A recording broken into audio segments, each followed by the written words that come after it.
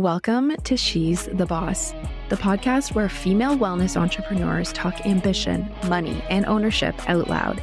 I'm your host, Lee McSwan, a certified holistic nutritionist turned wellness business coach.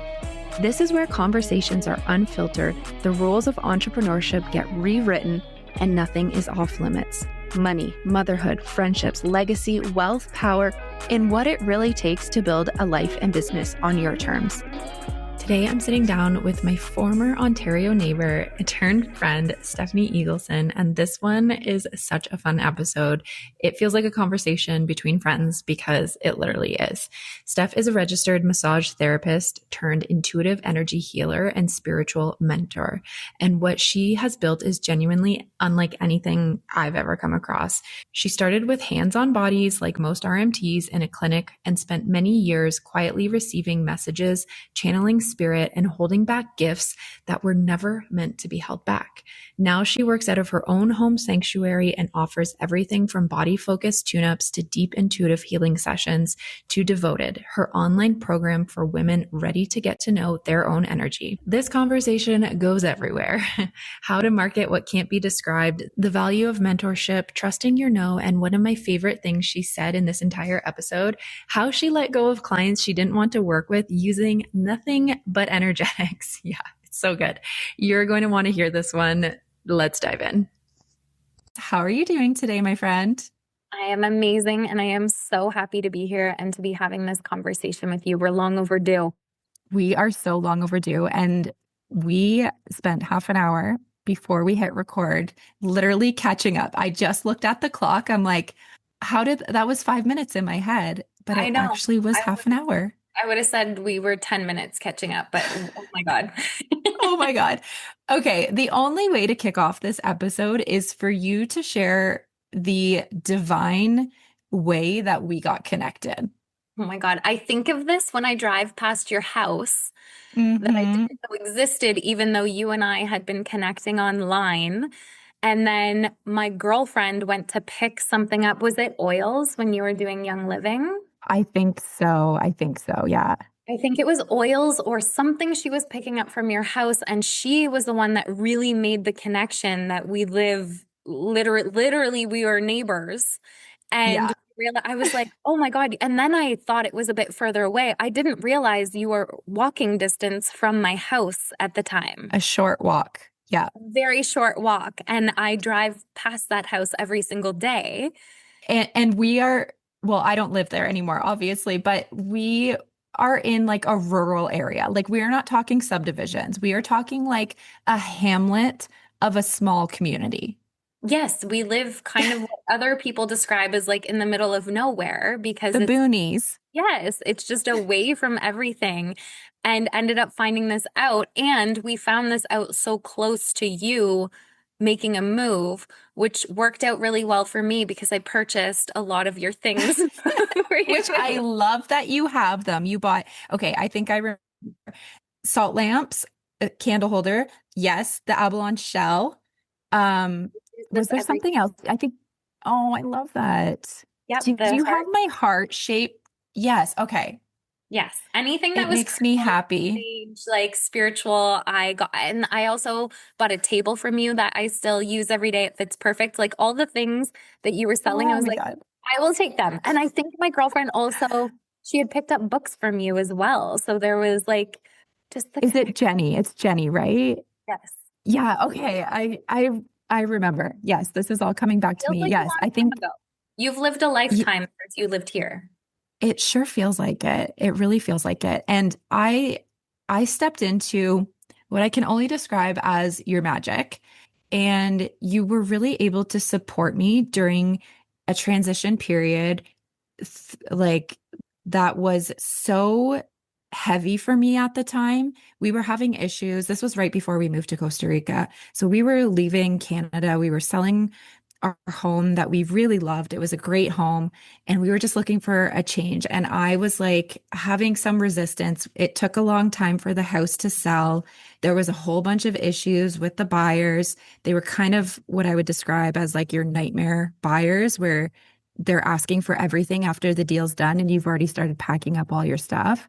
And so we really had to be a to in order to keep the deal going forward and not having them back out. And what you were able to do, Steph, I don't even know. I don't even know, which is crazy because I'm like, I at first I thought I was coming in for a massage. And I think there was an element of that there, but what you did was complete energetic shifting and support and just preparing me for the fact that like you're not going to know how this unfolds and you have to kind of be okay with that. And here's what's coming through for me to give you some reassurance. So do you want to just kind of explain to people what it is that you do, the magic that you facilitate and the support that you offer to people like me who don't even know what they're stepping into? I love this reflection back, and for two reasons. One is I love hearing what people have taken away from it because this work is deep, it sticks with people, and that makes my heart so happy. And the other is that most of the time when people come and I ask why they're here, they say, I don't know. And I love that because that tells me people are following their intuition, they're following the energy, and it doesn't have to make logical sense in the mind. So, what I do is I support people on a very deep level. And my opening for this was through massage therapy. So, I still offer massage therapy, but I offer it in a way where I can go deeper because I never felt satisfied just working on the physical body. At the time, I didn't have the language for it, but now I know it's because I'm picking up on the messages the body's giving for energetic and emotional roots that are trying to get our attention for deeper things, which often have to do with our life. So not everybody wants to go that deep. Not everybody wants that truth reflected back to them, but the people who come into my space who are open, ready, and available to receive it and willing to make those changes and those moves. It's about moving in your alignment in life. And what I bring up through treatment, through the energetics, through what the body's telling me, what the energy is telling me, is purely a reflection of what your energy is showing. And so I never know which way these sessions are going to go. Things come forward that are unexpected, but I always trust that everything that comes forward is exactly what you needed in that moment, whether it's support because you're in a big transition, making a change, or it's planting a seed for something that's been trying to get your attention. So I refer to my work as magic as well. I love this work so much, and being able to follow this path into working authentically and supporting people in this way, like it just like I can feel I have full body tingles when I think about it because it makes me so happy to be able to support people beyond making your shoulder or your back feel better. Like this work, like you came to see me years ago and you still remember and it stuck with you. If I just gave you a massage, it probably wouldn't stick the same way. So that is what Absolutely. So I would describe what you have as a gift, and maybe you have a different perception of it, but is it a gift that is specific to you, or is this side of women something that we can all tap into? both. So I Okay. think that we all have very strong intuitive gifts. We are energetic beings. We are spiritual beings. I don't think it's a special gift that I have connected with spirit in the way that I do, that I feel energy in the way that I do.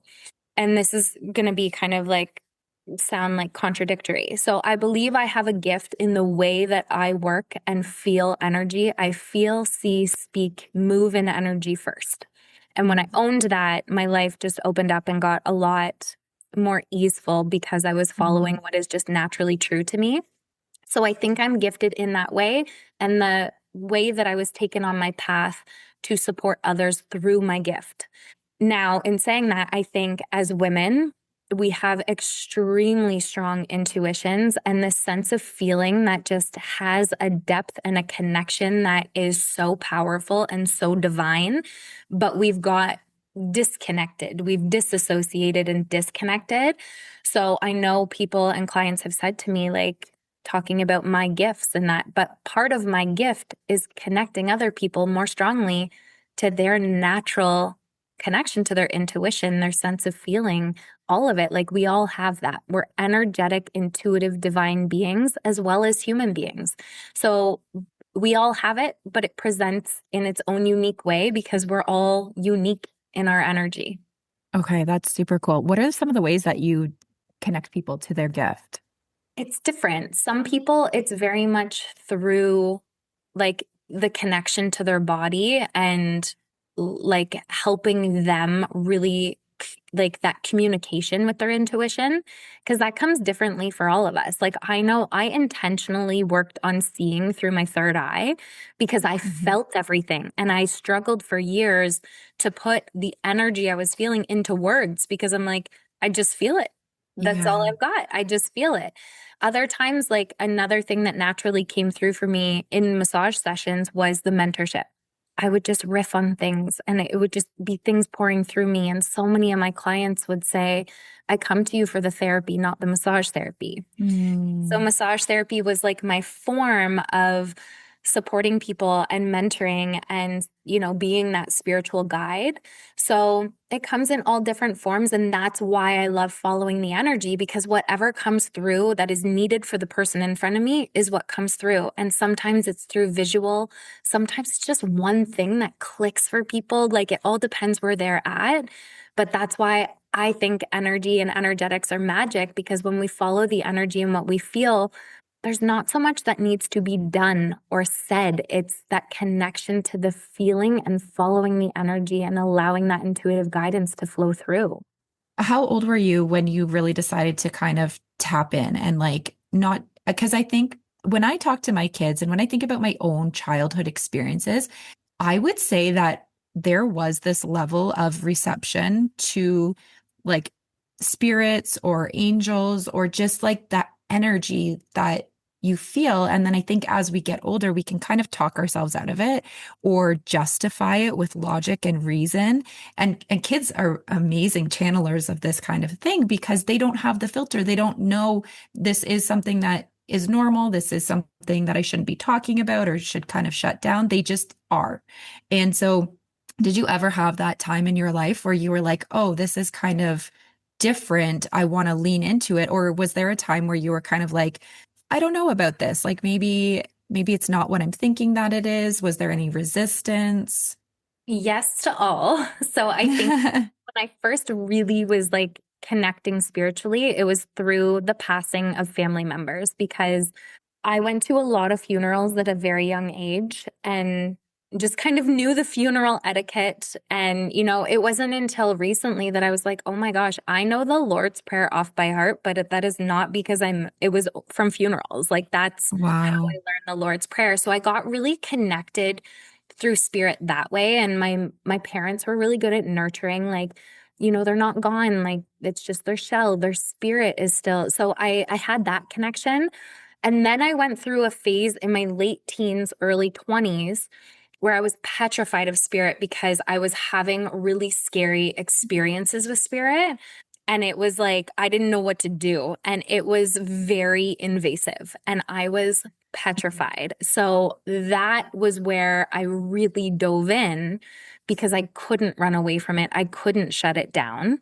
And that's when I started finding people who could support me in that way. And that would be when I'm, I guess I more consciously decided I'm going to dive in. And then I sought out, actually, it was through Amanda Beatty.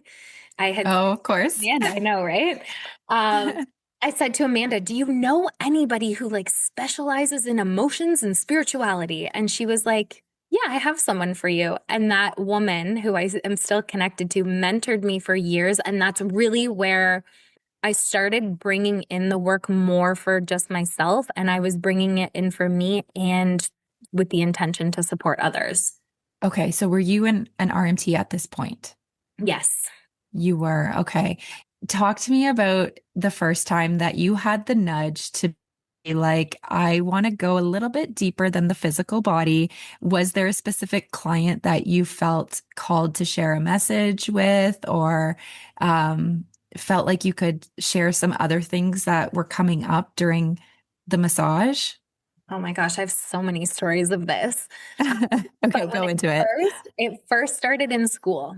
And I remember saying in school, like, massage is my gateway. Like, I didn't even know what that meant. Now I'm like, oh man, she knew what she was talking about, but she had no idea.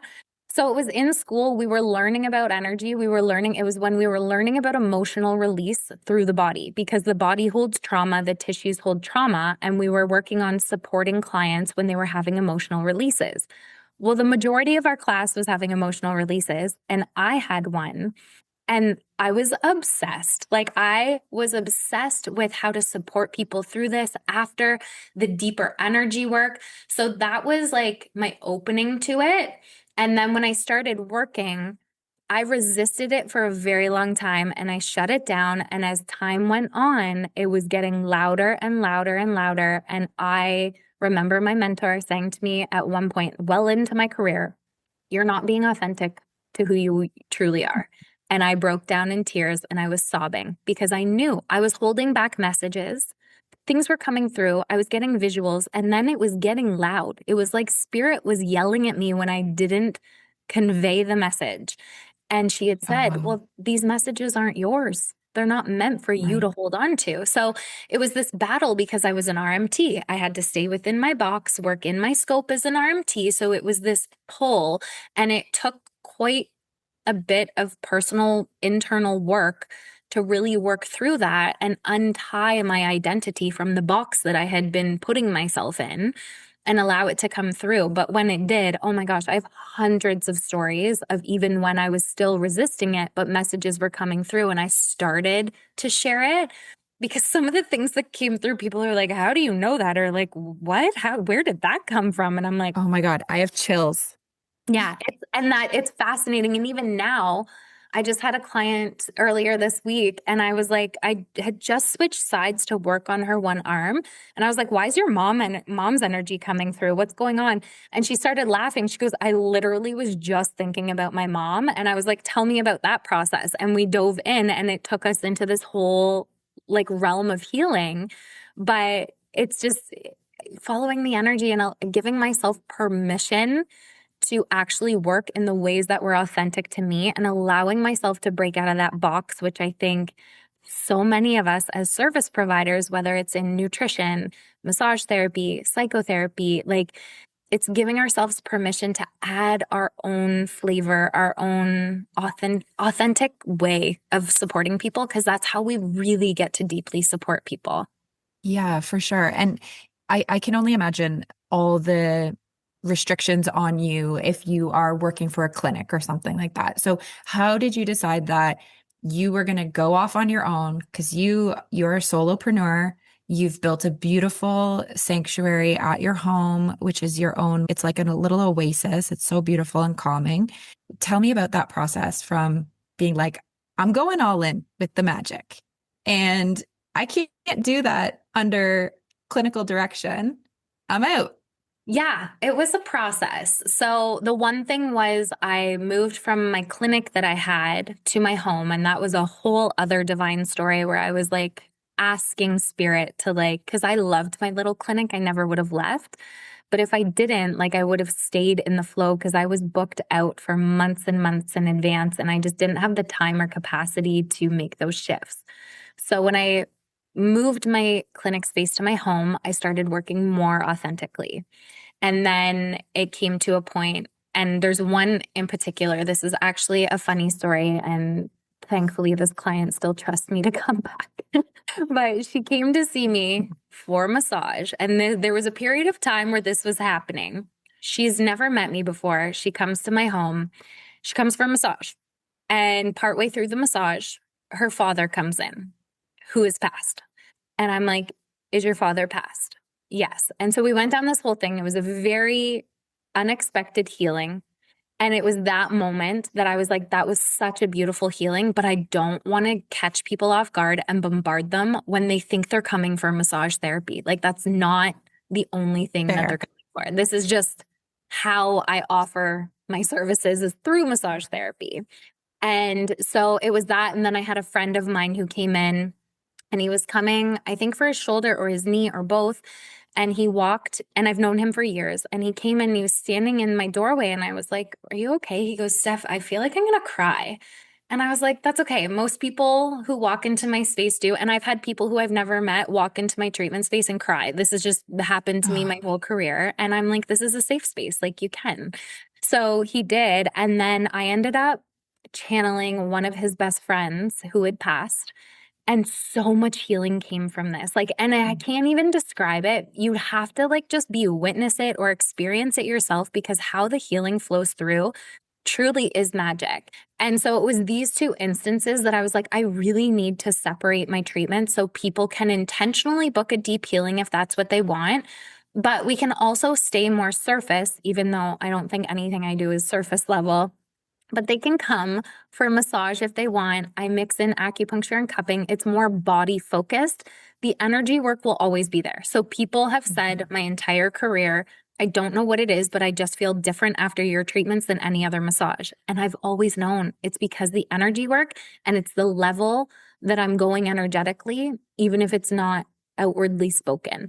So that's how I was like, I have to separate this because what I offer is unique and I don't want to be catching people off guard with these, they're beautiful deep healings, but I don't want people being bombarded. Like, what if they have an event or something after and they're just trying to right. relax and then they're like going through a midlife healing crisis because Right. of me?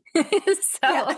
so now I have what I call the tune up. So people can come for body work if they just want to like relax the body, work on the tissues. And then I have my intuitive flow, which is a deep dive. And people often go back and forth between the two.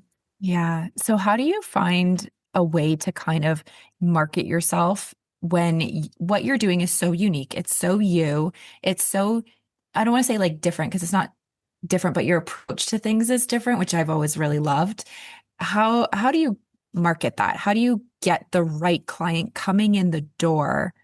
Not necessarily having to fully understand the process because I sure didn't, but I was intuitively led there and was like, this is what I needed.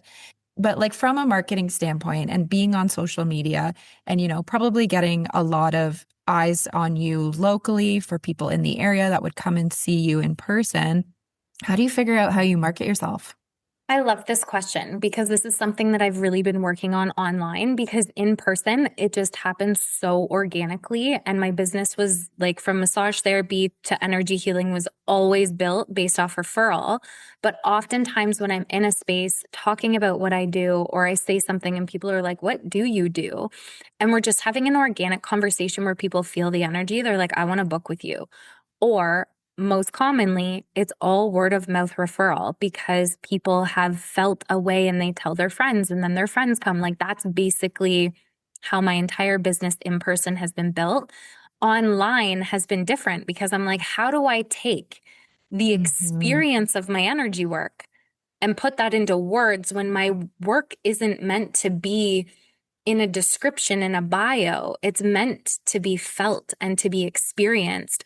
So right now, like I'm shifting things in a way where it's like, I just want to show up as me in my full unleashed energy so people can feel that and come in. So it's interesting you ask that because not that business has been my expertise, my craft is my expertise, but it's like I want to support more people and let it be known, which is why I started coming into the online space. So I don't market as much my one-to-one sessions because that I feel like the energy does the work and brings them in. It's supporting people and connecting with their own intuition, being able to do their own energy work. So it's me sharing the energy, sharing the experiences, and wanting people to not necessarily tap into the like my energy so much, but I like my content online to be them tapping into their own energy, especially if they're online scrolling on social media. I often put things in my work so it's like people stop and have a conscious moment. Ah, love that. So that may You're, not be a direct answer, but that's kind of where I'm at right now is wanting people to be more connected to their own energy. yeah, it's almost like an activation, right? Yes. Okay, fantastic. So what are your offerings right now? Right now, so I still have my one-to-one, my tune-up and my Yeah. intuitive flow, which like I do have to say my intuitive flow just holds a special place in my heart. And I am Like I even talking about it, I get excited because every session is so different. It's my favorite offering. So I have that, and then I have my devoted space. So I just started this program. I'm going to call it a program. But it's a space to come in. It's called Devoted. It's about moving, living, being in devotion to you, your energy, and the life that you're creating. And so I like to say, like, when I am sharing about it, that it's almost like your school of energetics. It's getting to know you, your energy, the energetics you're moving in, and your spiritual connection. Like, I wanted it to feel like a spiritual church, but also like a school of getting to know you and your energy better and really connecting to that sense of feeling and that intuitive communication and like what that is for you, because it's different for all of us. Oh, this is so cool. So this is being held online. Yeah. Yes, this is an online offering. And then my other pieces are in person. And then I have private mentorship as well for like spiritual Okay. mentorship. Yeah. I love this because you started off seeking out a mentor. Yes. And you have your full circle moment, as we do, where you're like, I'm going to help the other naturally gifted people tap into this more. How important is mentorship in business, in life, in connecting the two together? Oh my gosh. For me, this has always been so important, which is why I intentionally was seeking a mentor for a long time. And so I'm always in mentorship because I want to continuously grow and evolve and have that support and be seen in the ways that I can't see, where I'm limiting myself. Mhm. Mentorship to me is so incredibly important. And when my clients a long time ago started referring to me as their mentor, I was like, oh, okay. I think this is a role that I need to step into. So mentorship for me is like the both sides of the coin. It's like being the mentor to others, which feels like such a gift. And then being in mentorship is something that really serves me. It's something I enjoy and I love so much, but I feel like it has collapsed so much time around every part of my journey having that support.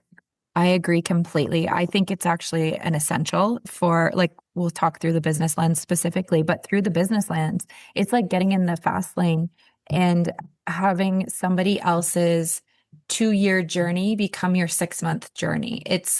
I never really valued it until I started working with somebody because I always kind of felt like I could figure things out. And that's true. That is absolutely true. There is no shortage of information and access to free resources that can help us. But what mentorship offers so much that an online Google search can't is the emotional support along the way. Because when you are up leveling your life and going through these massive transitions, you need a person or a community that can be there to help you offload all the weight of the feelings. So much comes to the surface when you start building a business and scaling a business, which I know that you know for sure. We've both been through growing pains with our businesses and having leveled up in so many ways, and having somebody to be there to guide, to support, to hold, to challenge. It is the secret. Like, everybody's always looking for the secret and the shortcut, and it's like, get the customized mentorship. That's the secret. That's it. Have somebody working with you. Well, and like to your point too, I find for me, because I do, like, we do the work ourselves, like we embody it, that I can't always see the cracks. Like, I'm like, where am I missing? Where someone else on Yeah. the outside who's not in it is like, here's where they are. Like, having it reflected back. And also when you say challenged, I think that's important too, because I found, I have these big goals, I'm doing these things, and all the people around me are like, amazing, that's awesome, good for you. Like, yeah. And I'm who's going to help me, like, that challenge, that like resistance that you can Yes. push up against and grow from, or someone to reflect back to you, like the way that you're limiting yourself or playing small or, moving out of fear or whatever it is. And so Mhm. I can't say enough of how valuable being in mentorship is in general, but especially if you're an entrepreneur, like, you're going to come up against everything. It reflects everything Yeah. back. Oh yeah, you're walking around with a mirror in front of you 24/7.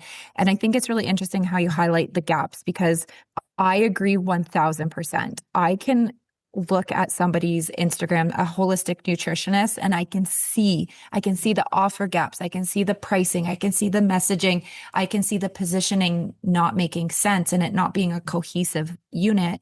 I can't see that for myself. And I attribute this to I'm gonna bring in another reference to Amanda and John, who he's a naturopathic doctor. He was too close to supporting Amanda with her health that they outsourced another practitioner. And everybody would be like, if you don't understand the gaps, the gap situation, you would look at that and be like, well, why does the naturopath have to outsource his wife's healing? Why does the business coach need the business coach? You don't get it until you're in it. And you aren't able to take that zoomed out bird's eye view of your own stuff, whether health, whether business, whether parenting. Somebody else has to do that for you because we come in with our own biases. We will not hold ourselves or challenge ourselves or push back in the same ways that somebody else who's not as connected to us will. Do you experience this as well too? Oh yeah, I just experienced this with my dog. Like With your dog. Okay. I do. I take him for massage therapy and Reiki. Oh my God, you're the best. It's a friend of mine and she's like, I love that you're here, but like, Steph, you can do all Why? this. And I'm like, I know, but I love getting to support him as my baby, not as my little client. And same with my kids. I take them for treatment because when I'm working on them, I'm so tied to it. It's just different when you can just fully receive the support. And I like being there as a support as a mom, but I do laugh. First of all, I take my dog to massage therapy appointments. And second of all, I'm a The massage best. therapist. I can do it all. And I do.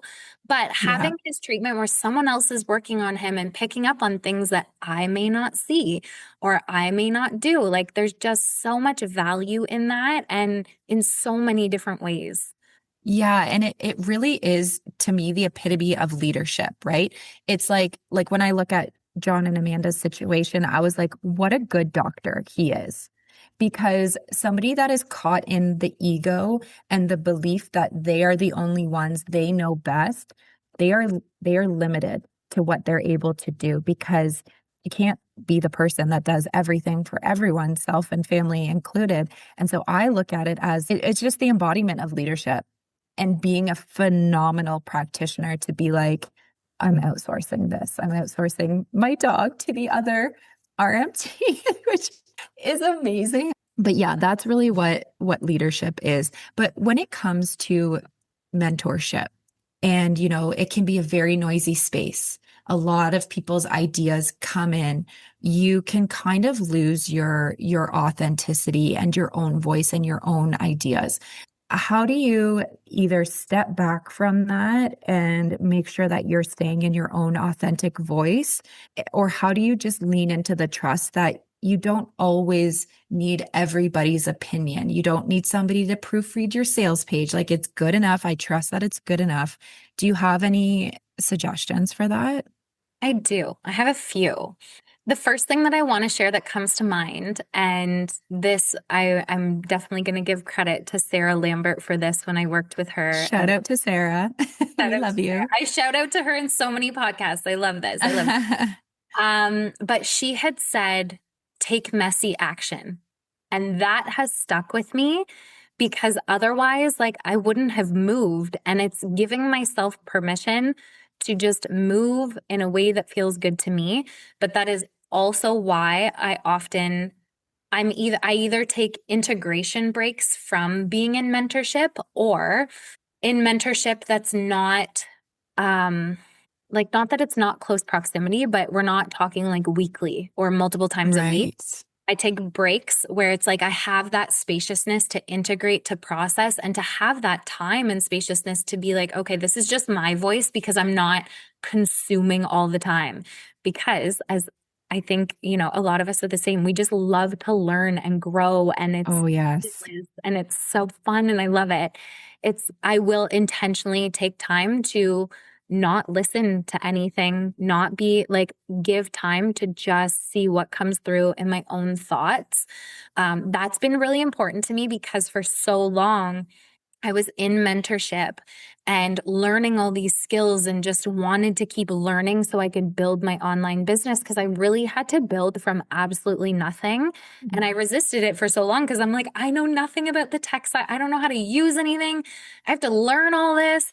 So I was in it for a long time. And then I was like, I need to pull away and just integrate all of this now. So that's something that's been extremely supportive to me is like, I'm in it all the time in some capacity, but I will pull back to integrate to make sure that it is my voice coming through. Because I think in my experience, when I first started and I was learning all these things, I had to try stuff on. So it wasn't mine. I was borrowing it from someone else intentionally. I had to try it on to see, does this fit? Does this work for me? And I think the point I'm at now, I've tried enough stuff on to know what my style is, that now it's like, okay, what feels true to me from all that I've learned and all that I know? What tool do I want to use from the toolbox now with my own like style with it? Does that make sense? Yeah. And I actually love how you phrase that. I think it's so important to just, like you said, get into the weeds, do it unprepared, do it messy. That's pretty much my business experience from the time that I was in nutrition school and being like, how do you get a domain name? Like, what even is a domain name? What's a URL? All of these things. And really stepping into that trial and error period and not expecting perfectionism, not expecting everything to go off without a hitch. I actually think it's like the biggest blessing when you realize what doesn't work because it gets you closer to your unique way. And what's authentic to you, you get closer and closer and closer to it. And I think usually around that like 5 to 10 year mark of being in your business, you have such a crystal clear idea of who you are, who you want to attract, who you will and will not work with. And you get to use discernment that just feels really, really good. But I'm with you. I think that we love consuming information. And I think it teeters on a fine line of like, is that the busy work that I'm doing to avoid the actual like inner growth, pushing back against myself and all these things? Because the women that I've worked with in the nutrition space specifically, they love to plan. They plan and plan and plan. The execution piece becomes challenging. And that's where we can really need that mentorship support to be like, get out of your own way. Here's your limiting belief. Here's why you're procrastinating. Here's why you're not consistent. All these things. So yeah, I feel you on this. How long have you been in business? It's over 10 years, is it not? As a massage therapist, it's been over 15, which is like, how can I even say that? Insane. Okay, so we're at like the exact same kind of length. I think this year is my 16th year as a registered holistic nutritionist, even though I don't practice that way anymore. But did you find the same kind of path where like around year 5, 10, you're just like, you kind of step into the like, fuck it, this is who I am. This is who I'm going to work with. This is who I'm going to say no to. And you just felt like, I almost call it like this bold courageousness that just sweeps over you and you get confidence in yourself as a business owner. And you go into like execution without as much chaos around you, and you start refining your process and refining your magic in your situation. But do you feel like that too? Was it the 5 to 10 year mark for you? I feel like through massage therapy, it evolved differently, but I'm very much feeling that like when I decided to like own my place online and come forward as an energy healer and a mentor and have online offers, that's Yeah. where I'm feeling now. Like I'm feeling like, okay, this has been such like a fast track entrepreneurial journey compared to the massage therapy because I just like you're taught, and I don't know if it's the same for nutritionists, but I know a lot. It's like you get as many clients as you can and you just help as many Oh people yeah, one-on-one as you can. And I was totally. just like drowning in that. So I used my like, I'm quote unquote mat leave. I didn't really have a mat leave, but when I had my babies, It was like my priorities were set. I can't people please. I can't go over time. I can't take extra people. I've got my kids. And so that's when I'm like, I know I have more to offer and I'm coming online and I'm learning all the skills to do this. And so now that I've been, prominently in the online space for like 3.5 years, I'm feeling that now. Like I have the Yeah. clarity of who I want to work with. I know who I don't want to work with. That is very Yeah. clear. And feeling just a different conviction in self, which it feels good.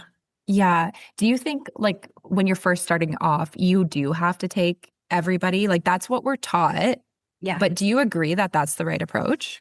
No, No. no, Of course not. no, because now I'm like, it's still sometimes letting go of like, Steph, you're not here to help everybody, but Mhm. it's like this, like it's the client, it's about the client and the client experience, and you have to help everybody. It's like, no, I don't. And I feel And you like can't. no, you can't. And when you're doing that, like, we're not helping because it's not our people. And then we're people pleasing and it builds resentment because there's certain people that we don't want to be working with and it doesn't feel correct, but we're doing it. And so, yeah, if I were to go back, if I were to redo it, not that I would, because I have no regrets about anything on my journey and I'm so grateful. But if I were to go back from a business sense, knowing what I know now, my career would look very different leading up to where I am today. Oh, 100%. I can think back to some nightmare clients that today's version of me, if I were still practicing in the nutrition space, would fire my clients. And I didn't have the confidence or the maturity to hold a difficult conversation like that. But the motivating factor back then was the paycheck. It was so important to not turn down the $500 package. And that can be a really difficult mindset block to overcome when you're new in the space. Do you have any advice for people that are kind of feeling like that, like the younger entrepreneurs? One thing that really worked for me I've never formally discharged a client, but I've let so many clients go using energetics. Oh So my God. What? So I've never discharged a client, and I would do things like if they, oh my gosh, I'm spilling my secrets here, Lee. Okay, So go for it. back in the day when I was doing solely massage therapy, I was very busy and booked out with clients. If there were clients that were just energy sucking, because I feel like 99% of my clients were incredible people. I had the odd one that like not the best intentions, but if it was people that would either cancel all the time or it was just energy sucking, I would like ask more questions. So if they emailed me to book an appointment, I would do a little back and forth to see how much like effort do they really want to put in to come see me? Or is this just out of convenience? And I would just put out in whatever way, like we're not aligned. I'm happy to refer them out, but I would just put it out into the universe and it would naturally always fall away. Like our schedules Perfect. wouldn't align. They would just end up canceling a few times and not rebook. Like once I put it out there energetically, it just never lined up. And then it was like, okay. So I never had to have the hard conversation or address it head on. I mean, I did have some scenarios where I did, but those were more serious in another conversation. But otherwise, I just put it out there energetically. This is not aligning. And Yeah. what I would say if I was speaking to my younger self or younger entrepreneurs is like, if it's not feeling correct, trust the feeling. Trust. Yes. Trust what's coming through. It doesn't have to make logical sense. If somebody you're not meant to work with, there may be things down the road in that experience that you cannot yet see. And your energy is trying to protect you and show you like, this is not your person. You don't have to help everyone. And I think something else that was so powerful for me was that when you let someone go or say no, which our no's hold so much power when we trust what's coming through as a no, that it opens up for someone else that's more aligned. Like the universe has always got you. Your energy is always guiding you and supporting you. Trust that even when you can't see it, plan it, predict it, like the universe has got you always, and trust that something better is coming. Yeah, I'm with you. I was going to say too, like that the energy that one undesirable client takes up, when you free that, you have space for 5 desirable clients. Like the ideal clients are not the ones that are messaging you after hours. They're not sending you emails. They're not a pain in the ass scheduling wise. They are ease. They are there. They are joy. They are fun. And that's really what we try to cultivate when we have our own business, right? Like we don't want to work with somebody that's super negative or energy vampire. We want to learn how to call in that. And I love the energetics. Like I broke up with them through energy. Like, Yes. that's the title of this podcast, probably. I love that. It's so good. It's so good. It's so you. Oh my gosh, Steph, we could probably talk for about 2 more hours, but I have loved this conversation so much. I hope we get to do a 2.0. Let's I would put love that on the that. calendar. Where can people find you? What's the best way for them to connect with you today? The best way is on Instagram. I love that platform. Me too. Yeah. And DMs. Like, I'm like, send me a Mhm. DM. I love connecting. I've made so many beautiful connections. Like our initial connection before we Yeah. were neighbors was on Instagram. So if people want to find me, want to connect, want to just hang out with me on Instagram at the.stephanie.eagleson. Amazing. It'll be linked in the show notes for everybody who's interested. Thank you so much, my friend. It was an absolute treat to sit down and catch up with you from a personal standpoint, but also to have a beautiful business related conversation with you. You are the GOAT, as my kids would say. Oh my God, I love that. Well, I've enjoyed this so much. I've been looking forward to this, and I'm so grateful that we just get to stay connected. But this has been such a beautiful conversation, and you've led it so beautifully. So thank you. Oh, thank you. You make it easy.